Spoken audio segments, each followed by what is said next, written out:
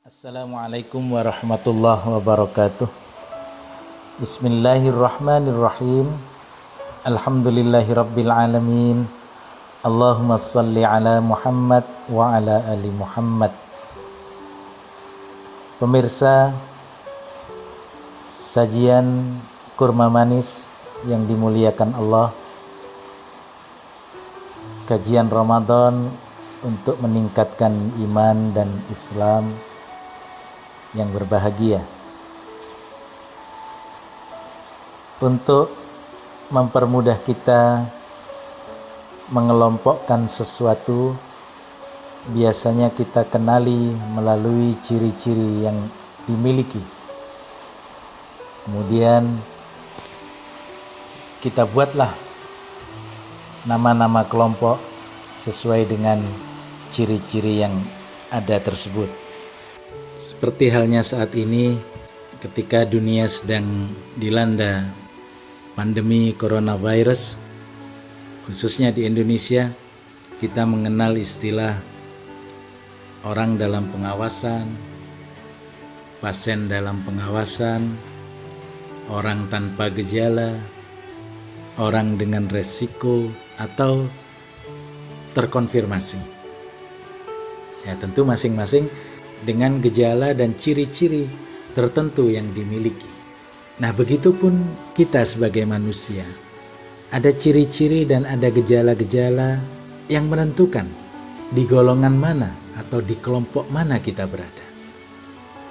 Setidaknya ada 4 golongan yang digambarkan oleh Allah di dalam Al-Quran. Yang pertama, orang yang sangat cinta dunia. Tujuan hidupnya hanyalah untuk mencapai kebahagiaan di dunia saja. Semua yang dia lakukan, semua yang dia kerjakan, orientasinya semata-mata untuk kebahagiaan hidupnya di dunia. Orang yang mementingkan hanya kebahagiaan di dunia seringkali melupakan, bahkan sangat mudah melanggar aturan-aturan yang sudah ditetapkan oleh Allah dan Rasul-Nya. Na'udzubillah min dzalik. Kenapa demikian? Karena bagi mereka yang penting bahagia hidup saya di dunia.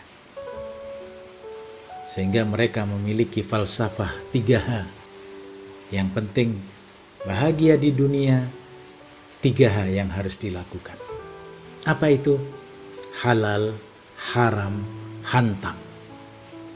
Jadi tidak peduli lagi halalkah ini ataukah haramkah ini. Yang penting saya bahagia, maka semuanya harus saya sikap. Hal ini pun sampai terbawa di dalam doanya. Dalam munajatnya pun yang dia panjatkan kepada Allah hanya kebahagiaan di dunia saja. Sebagaimana yang digambarkan oleh Allah. A'udzu billahi minasyaitonir rajim. Faminan nasi may yaqulu rabbana atina fid dunya.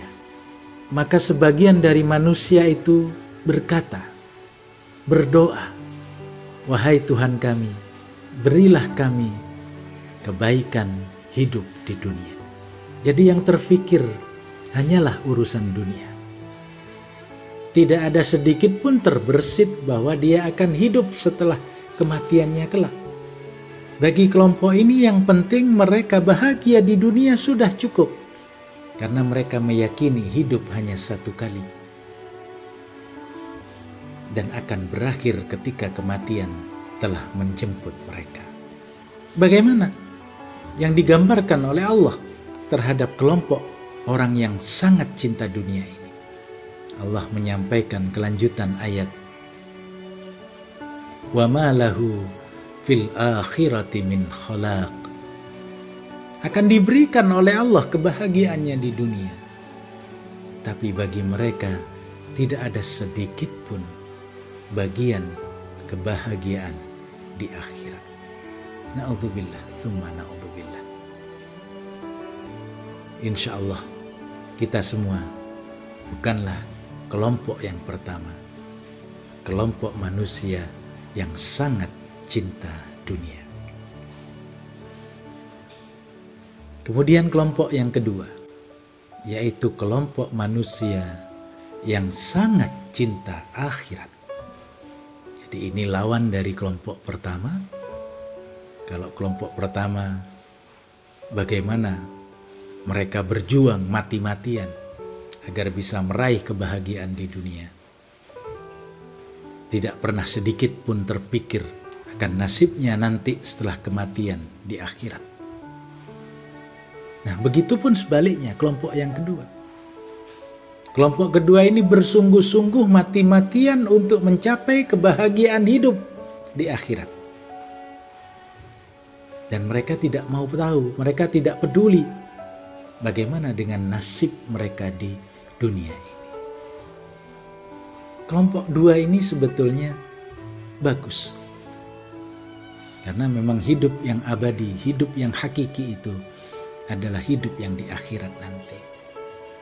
Namun Islam tidak mengajarkan kita menjadi manusia yang hanya mencari kebahagiaan di akhirat dan mengabaikan, melalaikan nasib kita di dunia.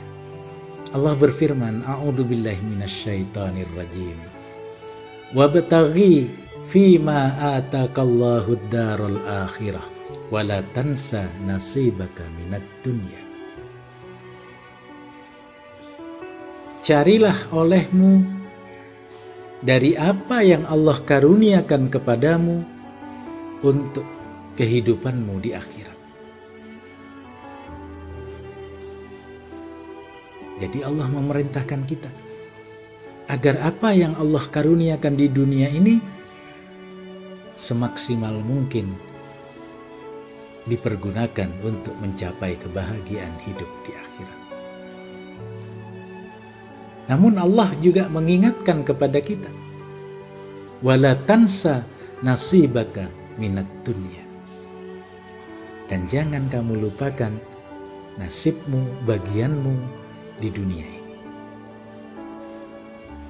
Jadi bukan hanya sekedar mengejar kebahagiaan di akhirat, tapi melupakan nasibnya di dunia ini. Hal ini juga sangat gamblang Allah jelaskan di dalam firman-Nya yang lain, yaitu di dalam surah Al-Jumu'ah, di mana Allah berfirman, A'udzubillahi minasyaitonir rajim. Ya ayyuhalladzina amanu, idza nudiya lis-salati min yaumil jumu'ah fas'au ila dzikrillah wa dzarul bai'. Dzalikum khairul lakum in kuntum ta'lamun. Wahai orang yang beriman, apabila diseru untuk melaksanakan sholat Jumat, fas'au ila dzikrillah, maka bersegeralah kamu mendatangi seruan sholat Jumat itu untuk mengingat Allah. Karena yang demikian itu adalah lebih baik bagi kalian jika kalian mengetahui. Jadi ketika ada seruan untuk melaksanakan sholat Jumat, maka kita diperintahkan oleh Allah untuk bergegas mendatangi seruan tersebut. Nah, selanjutnya ayat, فَإِذَا قُضِيَتِ الصَّلَاةُ, maka apabila kamu telah menunaikan sholat Jumat tersebut, فَانْتَشِرُوا فِي الْأَرْضِ, maka bertebaranlah kamu di muka bumi Allah. Untuk apa ya Allah? وَابْتَغُوا مِنْ فَضْلِ اللَّهِ, dan carilah rezeki karunia Allah. Jadi bukan hanya terus berdiam diri di dalam masjid, hanya beribadah saja. Tapi Allah mengingatkan kepada kita, kalau sudah sholat ditunaikan, bertebaranlah kalian di muka bumi Allah ini. Fantasiru fil ard wabtagu min fadlillah, dan carilah karunia Allah. Namun di balik mencari karunia Allah itu, Allah tekankan, wadhkurullaha katsira, banyak-banyaklah kalian mengingat Allah, banyak-banyaklah zikrullah. Untuk apa? La'allakum tuflihun, agar kalian menjadi orang-orang yang beruntung. Nah, inilah yang diwasiatkan oleh Allah. Jadi kejarlah kebahagiaanmu di akhirat tapi jangan kau lupakan urusanmu, nasibmu, bagianmu di dunia ini. Jadi kelompok kedua ini bagus, tapi kurang sempurna dan kurang paripurna bagi kita semua. Jamaah penikmat sajian kurma manis yang dimuliakan Allah. Setelah kita mengetahui ciri-ciri kelompok yang sangat cinta dunia dan kelompok yang sangat cinta akhirat, maka sekarang kita menengok kelompok yang ketiga. Dan insya Allah kelompok ketiga ini bukanlah kelompok kita semua, orang-orang yang beriman. Siapakah kelompok yang ketiga ini? Kelompok yang ketiga ini adalah kelompok benci dunia, benci akhirat. Mungkin kita akan bertanya, apa ya ada orang yang benci dunia, benci akhirat? Apakah ada manusia yang tidak mau dunia dan tidak mau akhirat? Mungkin di antara kita akan menjawab, pasti tidak ada. Karena hal yang seperti itu mustahil. Namun di dalam Al-Quran, Allah menggambarkan ada kelompok yang ketiga ini. Kelompok yang tidak mau bahagia di dunia, juga tidak mau bahagia di akhirat. Na'udzubillah min dzalik. Siapakah kelompok ini? Ini adalah kelompok orang-orang yang putus asa dari rahmat Allah. Kemudian mengakhiri hidupnya dengan bunuh diri. Na'udzubillah min dzalik. Allah berfirman di dalam surah Yusuf, "Wala tai'asu mir rauhillah, innahu la yai'asu mir rauhillah illal qaumul kafirun."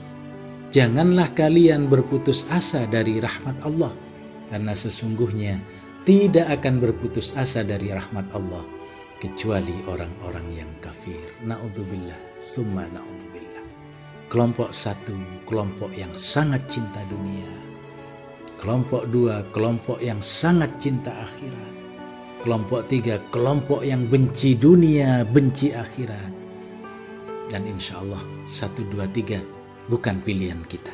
Pilihan kita insya Allah adalah kelompok yang keempat.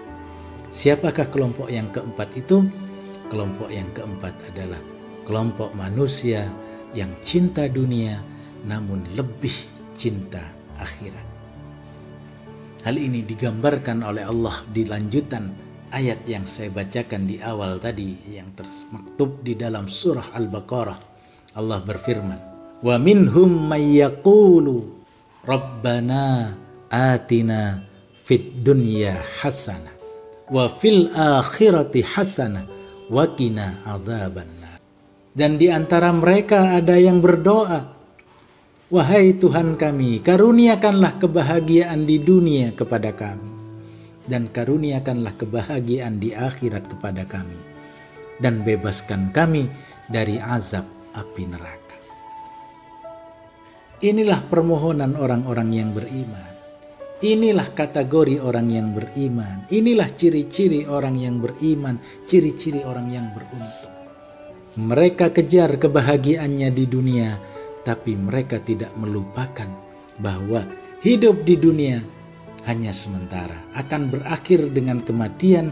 Kemudian Allah akan bangkitkan kembali hidup yang kedua, hidup yang selama-lamanya, hidup yang abadi, tempat kita memperoleh balasan dari semua yang telah kita kerjakan. فَمَنْ يَعْمَلْ مِثْقَالَ ذَرَّةٍ خَيْرًا يَرَهُ وَمَنْ يَعْمَلْ مِثْقَالَ ذَرَّةٍ شَرًّا يَرَهُ. Barang siapa yang berbuat baik meskipun hanya seberat zarrah, maka Allah akan memberikan balasannya. Begitupun barang siapa yang berbuat satu kejahatan semisal zarrah pun, maka Allah pun akan memberikan balasannya.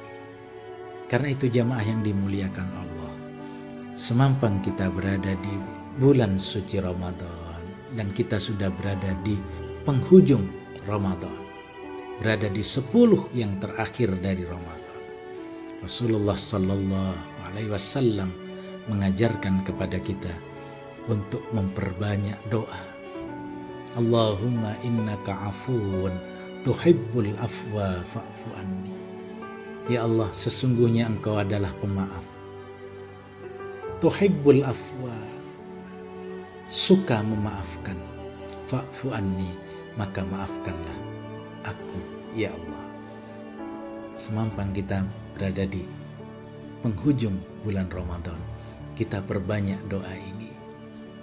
Selain kita memperbanyak sedekah kita, memperbanyak infak kita, memperbanyak tadarrus Al-Quran, kita tingkatkan kualitas sholat kita, kita tingkatkan kualitas tarawih kita